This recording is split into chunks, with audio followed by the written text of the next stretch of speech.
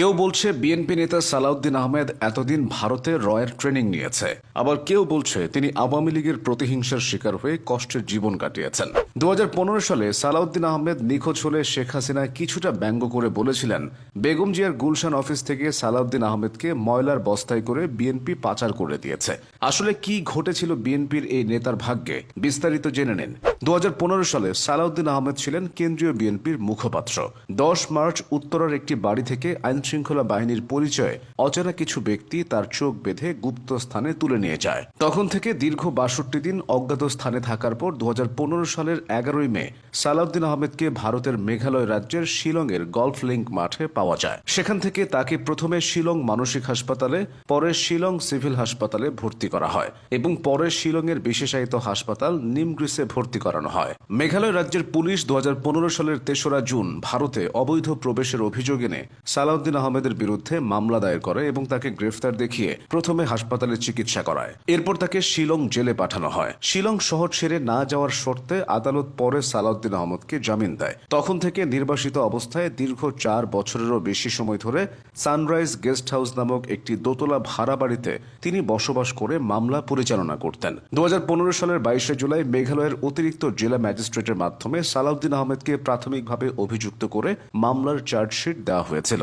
সেই চার্জশিটে অভিযোগ আনা হয় সালাউদ্দিন আহমেদ বাংলাদেশের তার বিরুদ্ধে দায়েরকৃত বিভিন্ন মামলার গ্রেফতারি পরোয়ানা এড়াতে উদ্দেশ্য প্রণোদিতভাবে ভারতে অনুপ্রবেশ করেছেন। তবে 2018 সালের 26 অক্টোবর সালাউদ্দিনকে বেকসুর খালাস প্রদান করে শিলং আদালত। এরপর দ্রুততম সময়ে সমস্ত রাষ্ট্রীয় আনুষ্ঠানিকতা সম্পন্ন করে বিএসএফ এর মাধ্যমে সালাউদ্দিন আহমেদকে বিজিবির কাছে হস্তান্তর করার নির্দেশ দেয় আদালত। তিনি নিজেও দেশে ফেরার জন্য প্রস্তুতি নিচ্ছিলেন। ঠিক তখনই তিনি শিলং জেলা ও দায়রা জজ আদালতের একটি নোটিশ পান, যে নোটিশে তাকে আদালতে হাজির হওয়ার জন্য বলা হয়। এরপর ধরেই নিয়েছিলেন এসব থেকে আর মুক্তি মিলবে না। তিনি বুঝতে পারছিলেন আড়াল থেকে কেউ কলকাঠি নাড়ছে।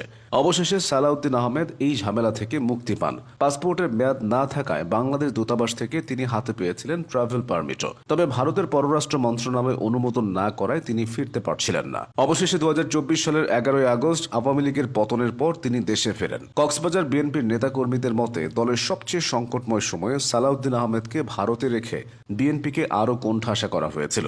কেননা তিনি থাকলে বিএনপি কিছুটা স্বস্তিতে থাকতে পারত। সালাউদ্দিন আহমেদ ছাত্রজীবন থেকেই বিএনপির সঙ্গে যুক্ত।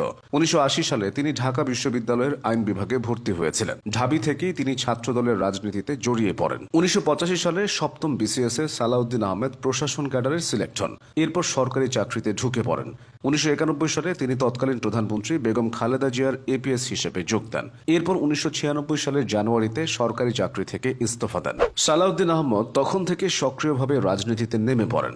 এরপর 6ষ্ঠ, 7ম ও 8ম জাতীয় সংসদ নির্বাচনে অংশ নিয়ে তিনি কক্সবাজার 1 চকরিয়া পেকুয়া থেকে হ্যাট্রিক বিজয় লাভ করেন। 2001 সালে 8ম সংসদ নির্বাচনের পর 4 দলীয় জোট দেশনেত্রী বেগম খালেদা জিয়ার নেতৃত্বে সরকার গঠন করলে সালাউদ্দিন আহমদ মন্ত্রী পরিষদে যোগাযোগ প্রতিমন্ত্রী নিযুক্ত হন। 2007 সালের 6 ফেব্রুয়ারি থেকে 2 বছর 2 মাস কারাগারে বন্দী থেকে 2009 সালের 29 মার্চ তিনি কারামুক্ত হন।